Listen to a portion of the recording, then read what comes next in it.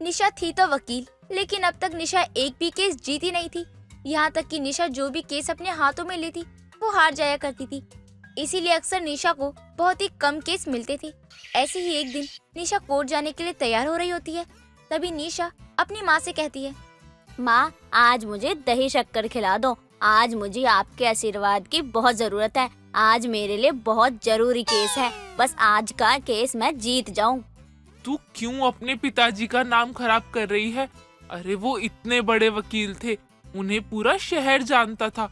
और एक तू है जो आज तक एक केस तक नहीं जीती। वकालत छोड़ दे, ये तेरे बस की बात नहीं है। माँ, आप कैसी बात कर रही हो? अरे रात के बाद सुबह तो होती ही है ना। अगर मैं अब तक कोई केस नहीं जीती हूँ तो इसका मतलब ये थोड़ी है कि मैं हार मान जाऊँ। हाँ, हार ही मान जा, क्योंकि अब मैं अकेले ही तुझे नहीं पाल सकती। अरे अब तेरी शादी की उम्र हो रही है, वकालत तो तुझसे हो नहीं पा रही। कम से कम सही उम्र से शादी तो कर ले।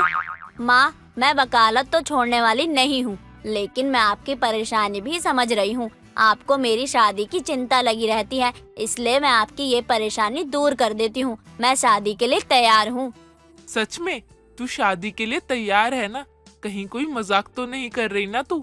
नहीं माँ, मैं कोई मजाक नहीं कर रही हूँ। मैं बिल्कुल सच कह रही हूँ। मैं शादी के लिए तैयार हूँ, लेकिन मेरी एक शर्त है कि मेरी जहाँ भी शादी हो वहाँ कोई रोक टोक ना हो। मतलब मैं शादी के बाद भी वकालत कर सकूँ। मुझे नहीं छोड़नी है अपनी वकालत। ठीक है, तूने शादी के लिए हाँ कर दी, मेरे लिए यही बहुत है। अब मैं तेरे लिए बहुत अच्छा लड़का देखूंगी। उसका परिवार भी काफी अच्छा होगा, जो तुझे ससुराल में भी वकालत करने से न रोके। मेरी प्यारी माँ, अब तो आप खुश हो ना? अब मुझे दही शक्कर खिला दो, मुझे लेट हो रहा है। शारदा काफी खुश हो जाती है और अब वो निशा के लिए रिश्ता ढूंढने लग जाती है। कुछ दिनों बाद निशा के लिए अजय नाम के लड़के का एक काफी अच्छा रिश्ता आता है। सब कुछ पता करने के बाद और परिवार से मिलने के बाद शारदा इतने अच्छे रिश्ते के लिए मना नहीं कर पाती और निशा और अजय का रिश्ता पक्का हो जाता है। शादी का मुहूर्त भी तय कर लिया जाता है और देखते ही देखते कुछ दिनों में निशा की शादी हो जाती है। शादी के बाद निशा अपने ससुराल आ जाती है। निशा सबके लिए अपनी पहली रसोई के दिन सूजी का हलवा बनाती है, जो कि अजय और निशा की सास सुमन को बिल्कुल भी अच्छा नहीं लगता। अरे बहू, ये क्या? ये तो पूरा फीका हलवा है, इसमें तो कोई स्वाद ही नहीं है। माँ जी माफ करना, वो क्या है ना, मैं अक्सर पढ़ाई ही करती रहती थी तो मुझे खाने पीने का ज्यादा होश ही नहीं रहता और मैंने खाना बनाना भी नहीं सीखा है। क्या तुम्हें खाना बनाना नहीं आता है? नहीं, मतलब ऐसा नहीं है कि बिल्कुल नहीं आता, लेकिन ये भी नहीं है कि मैं कोई बड़ी शेफ हूँ। अजय तो गुस्सा क्यों कर रहा है बहू पर? अरे वकील बहू की रसोई, ऐसे ही मुकदमे होते हैं ना। खाना अच्छा नहीं बना, नमक ज्यादा गिर गया। मुझे तो बहुत खुशी है कि मेरी बहू वकील है। अब देखना मैं कैसे पूरे मोहल्ले को शांत करवाती हूँ। इसका मतलब माँ जी आपको कोई परेशानी नहीं है? मैंने अच्छा हलवा नहीं बनाया तो? बहू, अब तूने रसोई में ही कम कदम रखे हैं तो मुझे क्या ही दिक्कत होगी। वैसे भी तू इतने बड़े बड़े मुकदमे लड़ती है, कितना रुतबा होगा तेरा। तू ये सब काम छोड़ दे, तू इसकी चिंता मत कर। निशा को अपनी सास की बात सुनकर बहुत खुशी होती है, इसलिए अब वो अपनी रसोई पर बिल्कुल भी ध्यान नहीं देती और वकालत ही करती रहती है। लेकिन निशा का तो पहले से ही वकालत को लेकर रिकॉर्ड अच्छा नहीं था। निशा अब भी एक भी केस नहीं जीत पाती। कुछ दिनों बाद सुमन की पड़ोसन विमला घर आती है। निशा उन दोनों के लिए चाय बनाती है। विमला जैसे ही चाय पीती है तो उसका मुंह बन जाता है। अरे हये, ये क्या चाय बनाई? अरे सुमन, तेरी बहू को एक कप चाय भी बनानी नहीं आती क्या? ठीक तो है, मुझे तो चाय में कोई खराबी नहीं लग रही। अरे इसमें अच्छा ही क्या है? मैंने आज तक इससे बकवास चाय नहीं पी। सुमन, तेरी वकील बहू की रसोई में ऐसा ही खराब खाना मिलता है क्या? तू ना कम बोल। अरे खुद तो कुछ बनाना आता नहीं है और तू मेरी बहू के खाने में कमी निकाल रही है। वकील बहू है मेरी, तो थोड़ा तो तमीज से बोल। अच्छा चल ठीक है, इतना भी गुस्सा मत कर। मैंने तो बोल दिया। अच्छा निशा बहू, मुझे तेरी एक मदद चाहिए थी, तू मेरी मदद करेगी? हाँ हाँ बोल ना, क्या मदद चाहिए? मेरी बहू जरूर तेरी मदद करेगी। वो मेरी एक जमीन है और उस पर कुछ गुंडे लोगों ने कब्जा कर लिया है, तो बस वही जमीन मुझे वापस चाहिए। कोर्ट में केस भी डाला है, मेरे पास सब सबूत भी हैं, जिससे पता चल जाए कि वो जमीन मेरी ही है। आंटी जी आप टेंशन मत लीजिए, वकील बहू हूँ मैं और आपने सही जगह ही अपनी परेशानी बताई है। अब आप निश्चित हो जाइए, मैं आपको 1-2 महीने में ही आपकी जमीन आपको दिलवा दूंगी। सुमन की वकील बहू की तो पूरे मोहल्ले में बुराई हो रही थी, लेकिन इस बार निशा के हाथ में पड़ोसन विमला का केस भी आया था, इसीलिए अब सुमन और निशा दोनों की ही इज्जत दांव पर थी। कई दिनों तक निशा केस लड़ती है, लेकिन इस बार भी वो केस हार जाती है। ये बात विमला को जब पता चलती है तो उसे बहुत ज्यादा गुस्सा आता है। विमला अब निशा के घर आने का ही इंतजार कर रही होती है। निशा मुंह लटकाए हुए घर आती है। विमला मोहल्ले में ही निशा को सुनाने लग जाती है। आवाज सुनकर वहाँ सुमन भी आ जाती है। अरे क्या हुआ विमला, तू क्यों इतना चिल्ला रही है? लगता है निशा बहू तेरा केस जीत गई। अरे मुझे तो पहले ही पता था, मेरी वकील बहू है, सब कुछ संभाल लेगी। अरे क्या खाक संभालना जानती है? मेरी जमीन का ये केस हार गई। सारे सबूत हमारे साथ थे, सब कुछ हमारे साथ था, लेकिन फिर भी तेरी बहू केस हार गई। तेरी वकील बहू की रसोई तो पहले ही बेकार थी, लेकिन अब तो तेरी वकील बहू की वकालत भी बेकार है, ये पता चल गया आज। बहू, ये विमला क्या कह रही है? तू केस हार गई क्या? माँ जी, वो केस में हार तो गई, लेकिन विमला आंटी आप टेंशन मत लीजिए, हम आगे केस को बढ़ाएंगे। हम सुप्रीम कोर्ट में जाएंगे और मैं आपको इंसाफ दिलाऊंगी, और आप देखना आपकी जमीन भी आपके पास वापस आएगी। मुझे किसी पागल कुत्ते ने नहीं काटा, मुझे सब पता चल जाता है। तेरी रसोई की तरह तेरी वकालत भी किसी काम की नहीं है। सुमन, अपनी बहू को बोल दे कि वो सब कुछ छोड़ छाड़ के संन्यास ले ले। दोनों सास बहू की खूब बेइज्जती होती है। अब सुमन को भी अपनी वकील बहू पर शर्म आने लगी थी, लेकिन अब भी निशा वकालत नहीं छोड़ती। कुछ दिनों बाद निशा बिना खाए कोर्ट जा रही होती है कि तभी सुमन उसे टोकते हुए कहती है, बहू अब तू कहाँ जा रही है? माँ जी, आपको तो पता ही है, इस टाइम तो मैं कोर्ट में जाती हूँ। और माँ जी माफ कर देना, वो क्या है ना, मैं आज लेट उठी थी तो बस इसलिए मैंने खाना नहीं बनाया, आप खुद ही बना लेना खाना। बहू बहुत हो गया तेरा, एक केस तो जीता जा नहीं रहा तुझसे। वकील बहू है तो वकालत छोड़ और रसोई संभाल, मैं अकेले अब कुछ नहीं करने वाली। माँ जी, आपको क्या हुआ? आप इतना गुस्सा क्यों कर रही हो? पहले भी तो कई बार आपने खुद ही बनाया है, तो अब क्या परेशानी हो रही है? मुझे परेशानी हो रही है तभी तो बोल रही हूँ। अगर तू अपनी रसोई अच्छे से संभालेगी तो ही मैं तुझे वकालत करने दूंगी, वरना सब कुछ छोड़ दे। आई बात समझ में? सुमन और निशा की बहस चल ही रही होती है, तभी बाहर मोहल्ले से काफी आवाज आने लगती है। दोनों सास बहू बाहर जाती हैं तो देखती हैं कि बुलडोजर लिए एक आदमी था जो कि मोहल्ला तोड़ने आया था।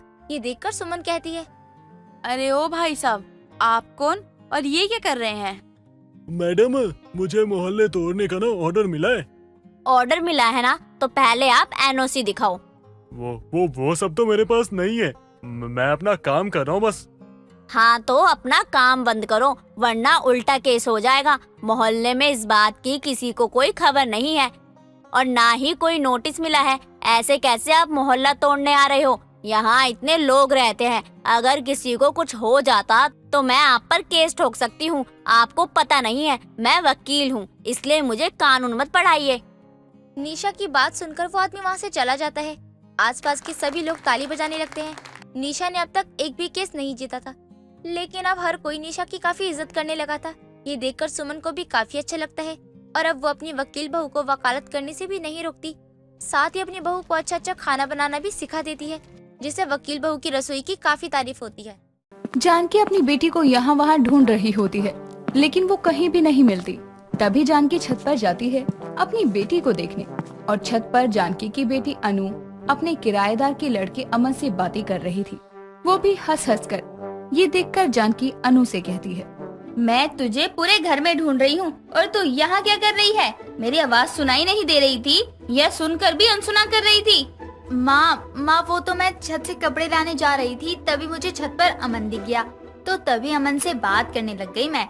मुझे आपकी आवाज सच में सुनाई नहीं दे रही थी। अमन, बताओ ना माँ को। हाँ आंटी जी, ये तो कपड़े ही लेने आई थी छत से, और आपकी आवाज तो आई ही नहीं हमें। अच्छा, छत से कपड़े लेने आई थी तो कपड़े तो ले ही लिए होंगे ना? कहाँ है कपड़े? बस अभी ले ही रही हूँ माँ, आप नीचे जाओ, मैं कपड़े लेकर आती हूँ।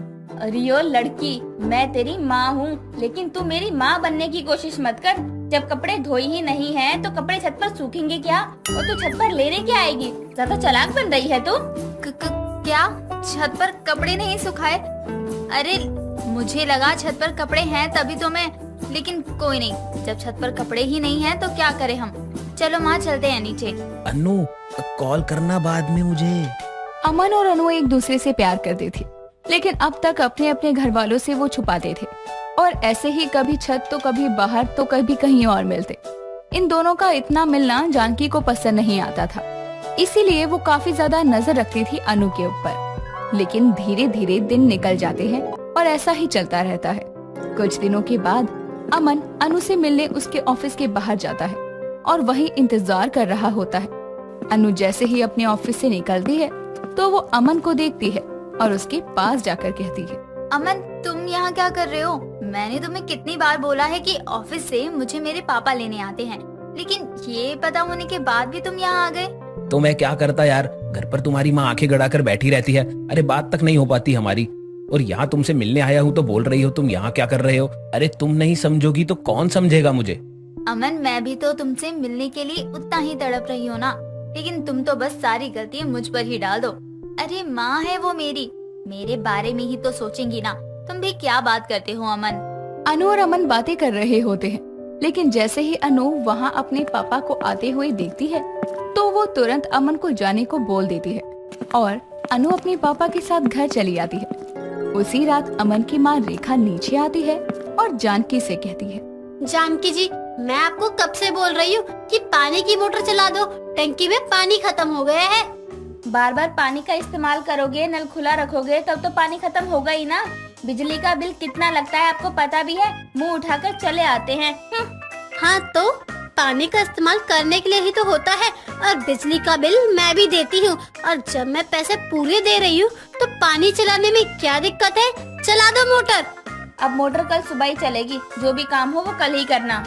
अभी तक खाना भी नहीं बनाया है, और बिना पानी के खाना कैसे बनाऊँ मैं? आप क्या पागल हो गई हो? तमीज से बात करो, ऊपर किराए पर रहती हो, सर के ऊपर नाचने की जरूरत नहीं है। अगर पानी की मोटर नहीं चलाई ना तो पक्का नाचूंगी। ज्यादा चालाक मत बन, मैं अच्छे से जानती हूँ तुम जैसे लोगों को तो किराए पर रखना ही नहीं चाहिए था। महीना खत्म होते ही ऊपर वाला कमरा खाली कर देना। जब तक मैं इस मकान में हूँ तब तक तो मैं भी देखती हूँ कि मुझे किसी भी चीज की कोई कमी कैसे होती है। रेखा और जानकी में ऐसे ही बहस होने लगती है और वो बहस काफी ज्यादा बढ़ रही थी। ये देखकर वहाँ अमन और अनु आते हैं। अमन उन दोनों को शांत करवाता है और बोलता है, आप दोनों इतना लड़ क्यों रहे हो? कोई बताएगा कि आखिर हुआ क्या है? बताना क्या है, ऊपर वालों के इस मकान में दिन पूरे हो गए हैं। अब अपना बोरिया बिस्तरा उठाओ और चलते बनो यहाँ से, और हम पर हुक्म चलाना बंद करो तुम माँ बेटे। माँ, आप क्या बोले जा रही हो? अचानक से क्या हो गया? तेरी माँ क्या हमें घर से निकालेगी? महीना पूरा होते ही हम खुद यहाँ से चले जाएंगे। और अमन, तू यहाँ क्या खड़ा है? चल यहाँ से। इन लोगों की तो शक्ल देखकर ही गुस्सा आ जाता है।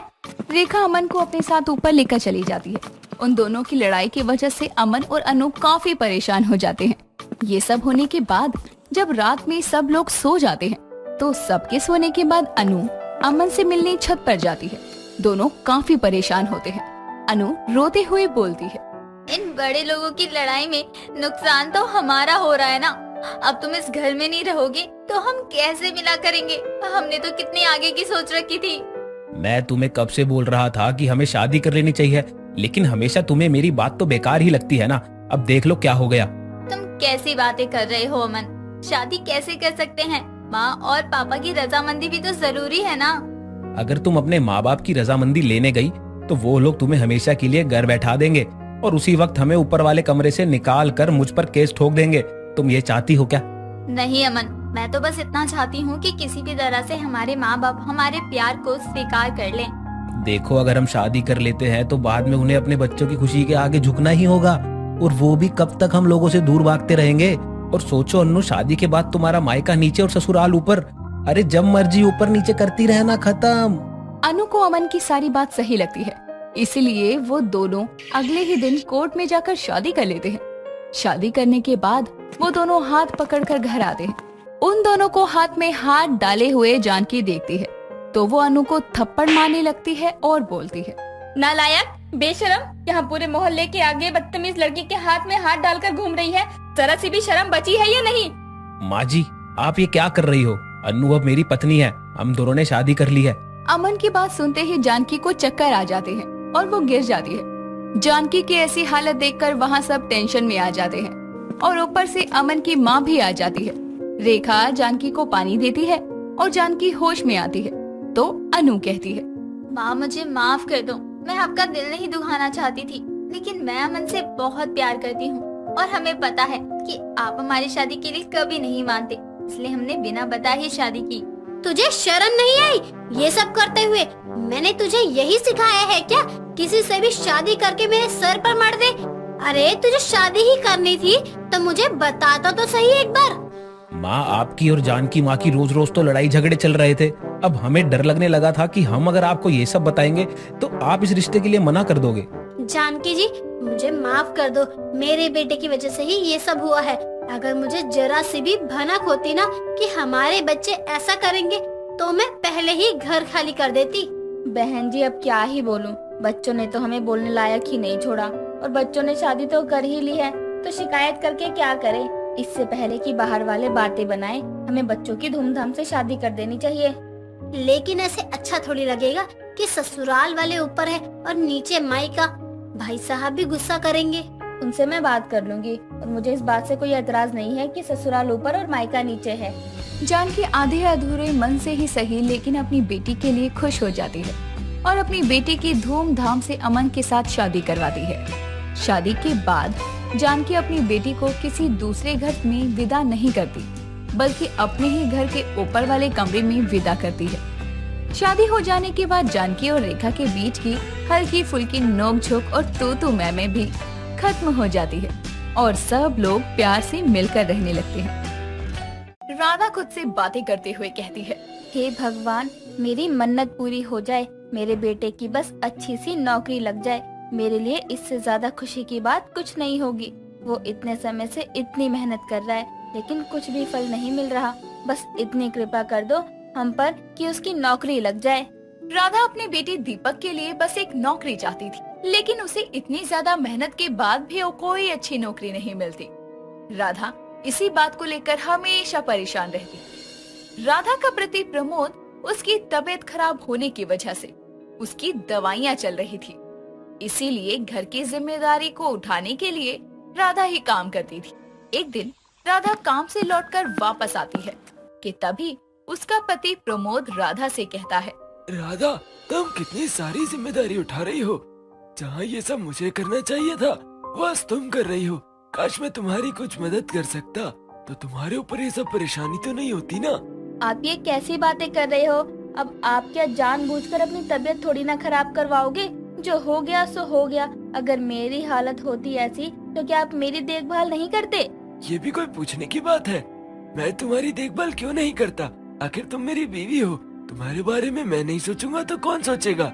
हाँ, तो यही बात मैं आपको समझा रही हूँ कि आप मेरे पति हो। आपकी और इस घर की जिम्मेदारी उठाना मेरा फर्ज है और मुझे ये सब करते हुए ना ही कोई झिझक हो रही है और ना ही कोई परेशानी है। हम गरीब लोगों की सबसे बड़ी हिम्मत तो यही होती है कि हम चाहे कैसी भी परिस्थिति में हो कभी एक दूसरे का साथ नहीं छोड़ते हैं, हमेशा साथ खड़े रहते हैं। बस एक बार हमारे बेटे की नौकरी भी लग जाए। हाँ, बस उसके लिए तो मैं भी परेशान रहती हूँ। मैंने तो मन्नत भी मांगी है, अगर हमारे बेटे की कोई अच्छी सी नौकरी लग जाए तो मैं वो मन्नत जो मांगी है वो पूरी जरूर करूँगी। लेकिन तुमने मन्नत मांगी क्या है? आप भी कैसी बातें कर रहे हो?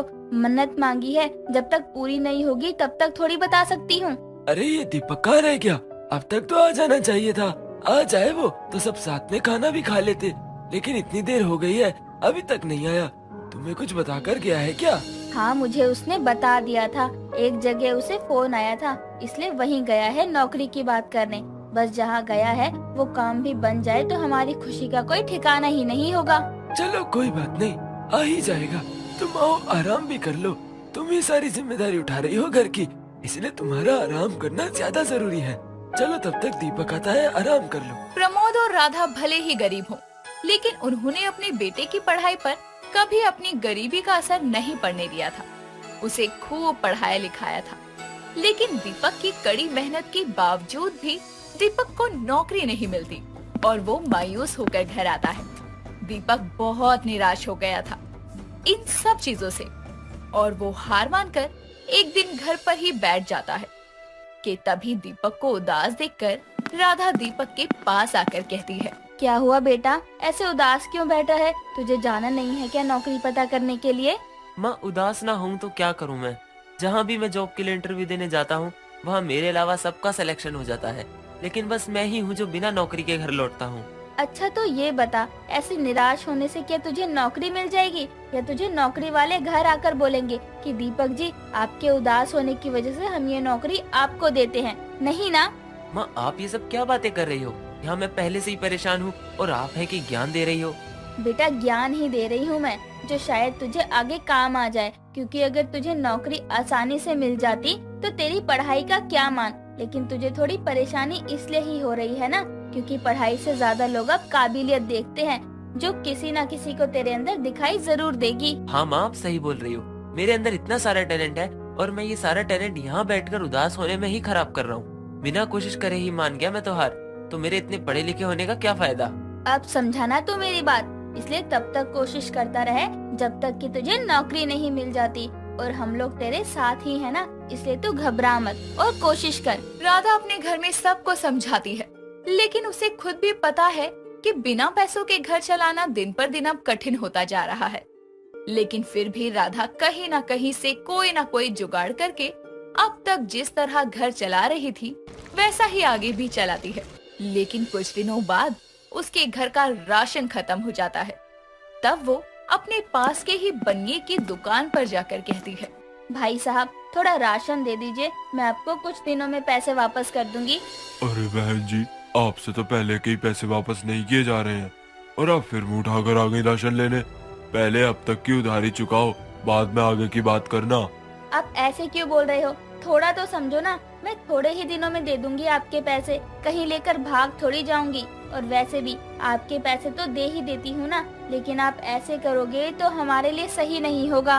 देखिए बहन जी, आपकी गरीबी का रोना तो रोज का ही है, लेकिन मुझे भी तो अपना सोचना है ना, और जब पैसे नहीं है आपके पास तो मैं आपको राशन भी नहीं दे सकता, मुझे माफ कीजिए। बनिया राधा को राशन देने से मना कर देता है और वहाँ से जाने को बोलता है।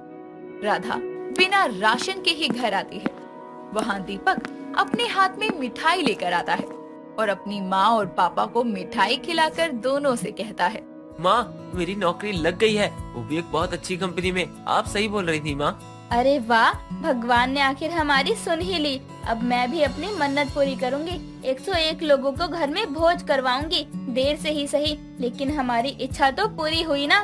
तुम्हें मन्नत ही मांगनी थी तो कोई और सी मन्नत मांग लेती ना। ये इतने लोगों का भोज करवाना पता भी है कितना खर्च होगा। अभी दीपक की नौकरी लगी है, बस तुमने खर्चा करना शुरू कर दिया।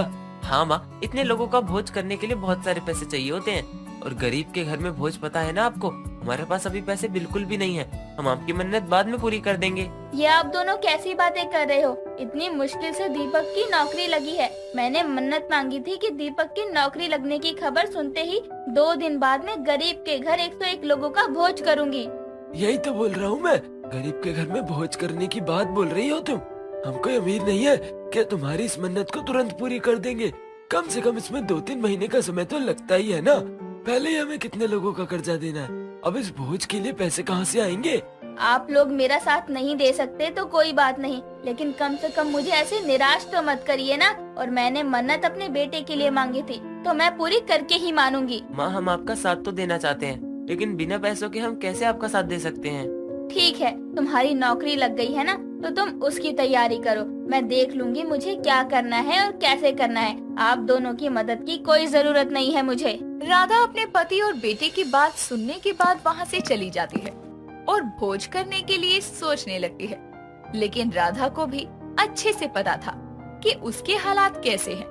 तभी राधा अपने आप से बात करते हुए कहती है, मैंने ये कान के बूंदे अपनी बहू के लिए रखे थे, लेकिन अभी मैंने जो मन्नत मांगी थी उसे पूरी करना ज्यादा जरूरी है मेरे लिए। इतना बोलकर राधा वो कान के बूंदे बेच देती है और उससे जो पैसे मिलते हैं उससे भोज की तैयारी करती है। अगले दिन राधा अपने घर के बाहर ही चादर बिछाकर 101 लोगों को भोज करवाती है। तो वहाँ दीपक और प्रमोद आते हैं। प्रमोद राधा से कहता है, मैं तुमसे कब से पूछ रहा हूँ, तुम्हारे पास इतने पैसे कहाँ से आए भोज के लिए? बताओ तो सही। देखिए, मैंने जो मन्नत मांगी थी मेरे लिए वो पूरी करना अभी सबसे ज्यादा जरूरी था, इसलिए मैंने अपने सोने के बूंदे बेच दिए। लेकिन माँ आपके पास तो सपने के नाम पर बस बूंदे ही थे और आपने वो भी मेरे लिए बेच दिए। बेटा, मैंने मन्नत मांगी थी, भगवान ने अगर हमारी सुनी है तो हमें भी तो अपनी बोली हुई बात माननी ही पड़ेगी ना। और मुझे खुशी है कि हम गरीब के घर भोज हुआ, इतने लोगों का हमारे जरिए पेट भरा। राधा ने आखिरकार अपने घर पर भोज करवा ही दिया और मांगी हुई मन्नत भी पूरी हुई। दोस्तों, अगर आपको ये कहानी पसंद आई तो इसे लाइक करें, शेयर करें और कमेंट करके बताएं कि कहानी में आपको सबसे अच्छा क्या लगा।